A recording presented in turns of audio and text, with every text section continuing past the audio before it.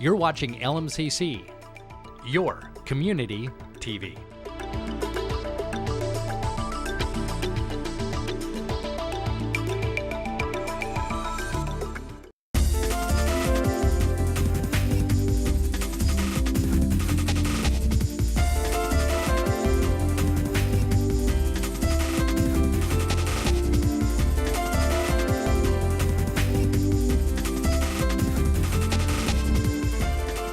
Well, the holiday season is here, and my favorite is Thanksgiving, because whether you're entertaining a big crowd or you're just going to be by yourself, it's all about gratitude for the blessings of life.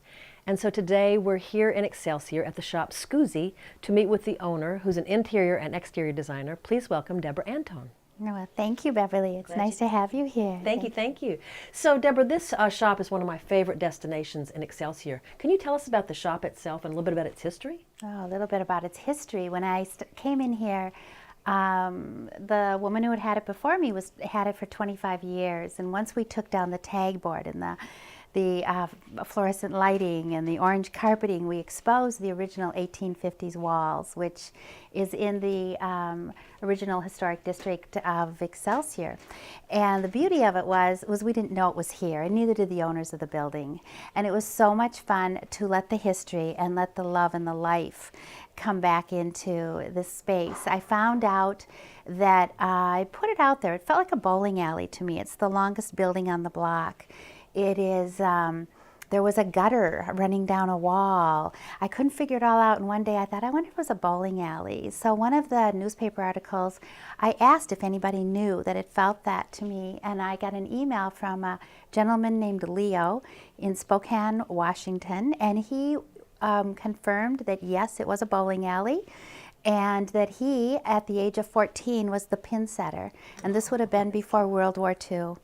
And it is just, it thrills me. I'm part of the historic district. I love to go to the historic meetings that we have here with Lake Minnetonka and Excelsior. And I love antiques, and I love working with generational items, so fit right in. And the other thing, too, is you really had a built-in clientele with the previous shop. I really found so many wonderful things in here. It was really great to come and root through. And I know people still come by that enjoyed that shop. Well, when I moved in here, I wasn't planning on doing consignment. Right. And as I was, the trucks were coming and reps were coming, and I was unloading all of my wares for home and garden, all of a sudden people came in and just started handing me things. And I was, can I help you? And they said, will you take consignment? And I was like, yes, okay, of course I do. And I felt like it was manna, manna from heaven. People were bringing me presents down. It was just lovely. So it's been a really wonderful adventure. And it adds a nice whimsy and serendipity to the space, because you really never know what you're going to find here. So it's always fun to stop by, in addition to meeting you.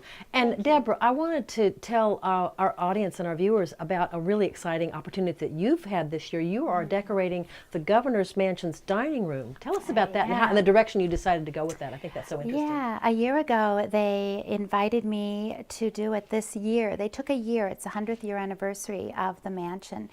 And so they took a year and they put all new draperies and artwork and really rehabbed the place. It's beautiful. I was over there just this last week taking measurements.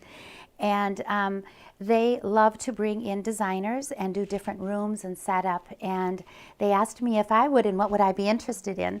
I said, I'd love to do a fireplace with a mantle. So they gave me the dining room. I'm so excited. And so they've chosen a winter wonderland. The governor gets to pick his art from different venues around the cities. They put it on loan into the mansion. And it's very bright, very colorful, very contemporary.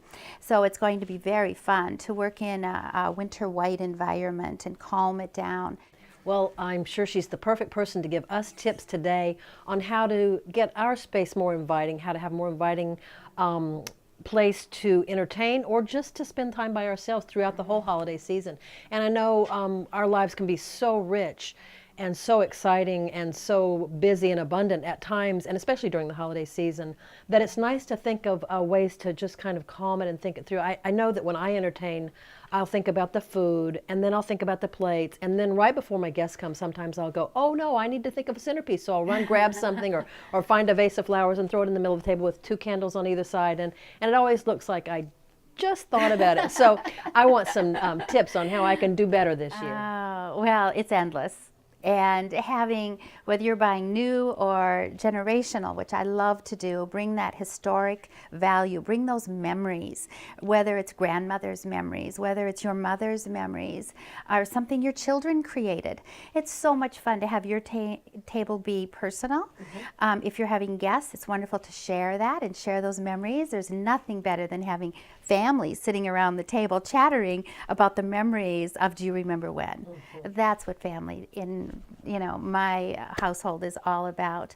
I love pulling things from Halloween. I see you've got your pumpkins on the table here. Love to right? start. So you're transitioning into... And to me, Halloween is a time of harvest. It's a time of bringing things together. It's time of celebrating what the fall has brought on. The leaves are dropping. Pull in your dried flowers. It doesn't have to be expensive.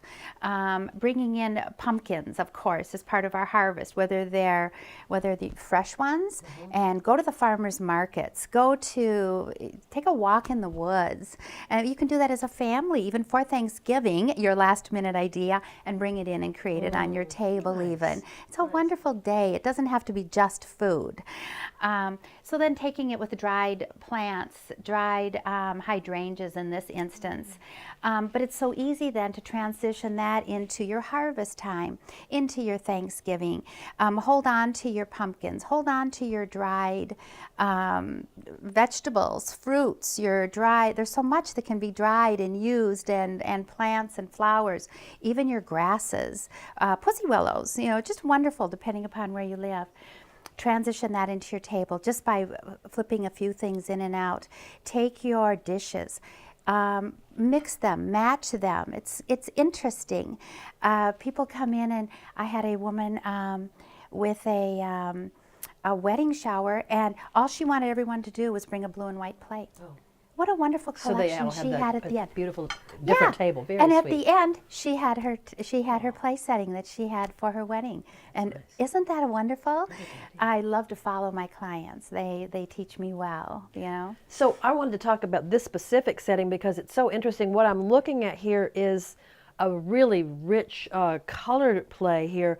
But you have something here, this fabric here. Tell us about what this fabric is on the bottom. I love It's not your traditional this. tablecloth. It's not. I love to think outside the box, and people come down here because they can.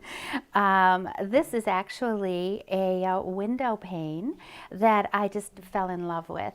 And I love using it on the table. It's brocade, it's rich, it's beautiful. You touch it, you feel it. It feels expensive. It feels luxurious. It's really beautiful. But you can go into tablecloths. Pull out your generational embroidery and your crocheted, and it's so pretty to see that. Mix and match, layer it. I've taken a runner that is new and put it with a vintage window panel of fabric, and I love to look outside the box. The napkins are vintage. Love to mix and match that. The dishes that you're looking at are actually centuries old in the style of them. But what the company has done is taken them and made them into, isn't it wonderful? Beautiful. Stoneware that is dishwasher, microwave, oven safe. Oven-proof, yeah. Yes, Wow. Wonderful. But again, even in this pattern, mix and match your patterns. Look at how beautiful. Oh, sure. So if I wanted to, and I had a little a special family dessert plate or something like that, I could throw that on top with this setting if it went. Although I can't imagine a whole lot of things that wouldn't go. You could use greens, you could use reds, and all sorts of anything. Yeah. A wonderful way to mix and match. You don't have to use all three of them either. Oftentimes we'll take the charger here and use it as a serving platter. It is so beautiful. It's so beautiful. People come in just to purchase those for serving pieces, Yeah. Another wonderful thing that I enjoy doing is mixing and matching. Let's take this. I've got this as a little dessert plate. Use this as your dessert plate. Oh, sure. Mix and match that. Put this onto here. Look, it becomes your salad plate. That's so pretty. Wonderful opportunity to use different pieces. So there's just endless creativity that could happen. Endless. Okay. Endless. Well, I want to think a little bit too about say that I've got this set up and I really like it, and I have parties and that kind of thing, or it's just me and my family. How would I transition this to the next holiday, towards Christmas? Well, I think the wonderful thing about it is colors know no boundaries. You know, you could take, if you had black and white for Halloween, I've done some tablecloths with that. You could take that and add that into your white and make it elegant and pull in your colors, your white pumpkins. There's so much to transition. In this case, I think it's wonderful to have the colors that we already have here. I would pop out the pumpkins, pop out this, pop in maybe poinsettias, pop in a little decor of for the holidays, candles. It's your favorite doll. You know, people just transition into go out into your walk into the woods again. We live in Minnesota. The seasons change. What a wonderful way to have family time, private, quiet family time. Pick up the greenery that day. Pick up, go into your walks or cross country skiing or whatever the family does, and pick up. The greeneries and the dried flowers, and bring them back, put them on your table and enjoy it. Put a ribbon on it. Okay. It's done. Okay. So simple. So this year we're not going to have a tree because my kids are grown. We're going to be traveling, that kind of thing. So instead of putting my ornaments on my tree, I could end up with them on my table somehow. Absolutely. I could put my favorite teddy bear collection in the middle of my table and enjoy it the whole season. Wonderfully. I even take a bowl. Put your decorations in it. Put a candle in the middle. Put a vase of flowers and have your decorations. It's such a wonderful way of still keeping the memories there. Perfect, perfect. Yeah. Well, some people will be spending the holidays by themselves, and so what do you recommend for them? Well, first of all, I think spending a holiday by yourself can be very rewarding. And relaxing. And I think it's really important that you treat yourself. Make yourself feel special, whether it's a candle, a flower, a little ornament or decoration that shows the holiday. Set at a little table. People are really enjoying the transition with little tea carts. They can move them around. Do you want to be in your bedroom in front of the TV, in front of the fireplace in a great room? Do you want to be in the kitchen? It's up to you.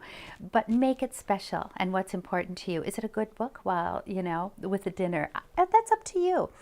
But take the time, set a little tray, set a little table, put a little linen on it, make it feel special, and always have your favorite food. And it doesn't have to be traditional. Oh, so it doesn't have to be turkey. No, of course not. Okay, excellent. Yes. It's all about you at that point. It's all about you. That's great. So we're going to show a sweet little setting you created for that, for the individual. And also, Debra, let's take a little break here and show how you're going to transition this to a Christmas look. I'd love to. Good, Thank you.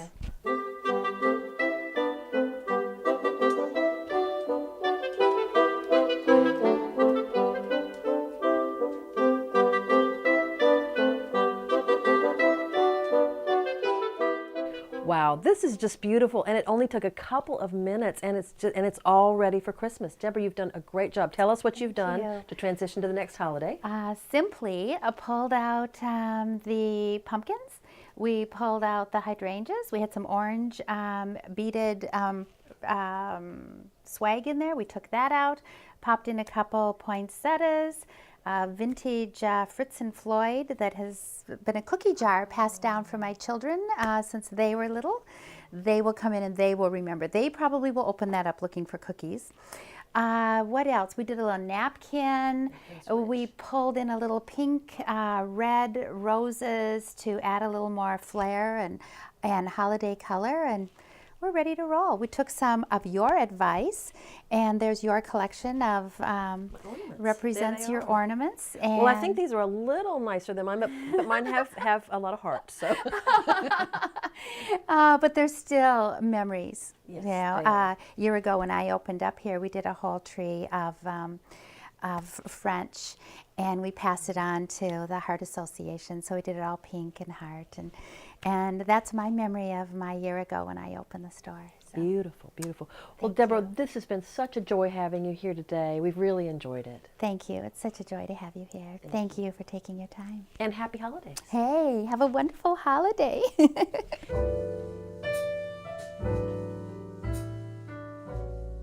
One of the cool things about Scusi is that on Friday night it becomes the cellar and it's open for jazz.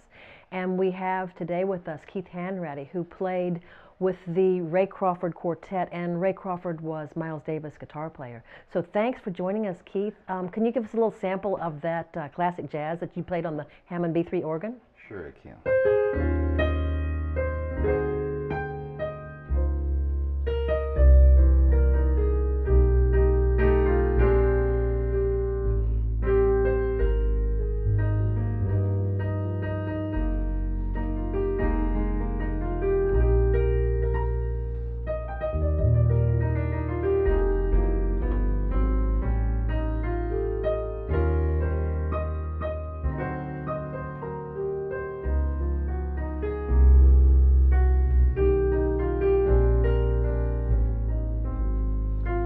From the 60s kind of lounge style. It's a beautiful song, beautiful. Nice floating bass, and you don't hear that anymore in the Twin Cities, so I thought I'd share that. It's a wonderful place. It's wonderful to come down here and hear it on Friday nights. But you've really played with some of the greats, and maybe you can talk a little bit about that sound, that kind of Hammond B3 sound, because that's so familiar to so many. Jimmy Smith was my mentor. He picked me up in Minneapolis here. I went out to LA and studied with him for 5 years, and along with Phil Upchurch, and of course with Ray Crawford, who was Miles Davis's guitar player. So I had this wonderful background. And Ahmad Jamal was in LA at the time at the Parisian Room, so it was a paradise for jazz out there. And so I've been through all that, and I feel like one of the last survivors around here. But you know, fortunately, at Scusi here, we're able to reproduce quite a bit of that old style of music. It's great. That is great. Can you give us a little sample of that Hammond B3 sound? Sure can. Cool. Here's one I composed just recently. Here you go.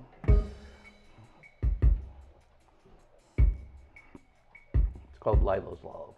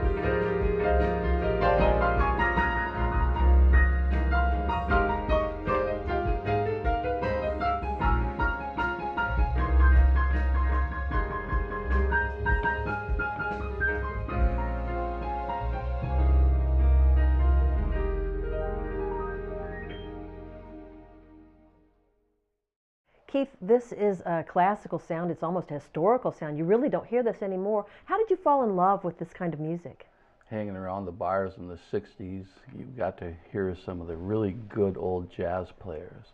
And I was in Las Vegas and Reno and Tahoe and Los Angeles and various cities, you know, inner cities where they had the proverbial lounge act, and it's just gone now.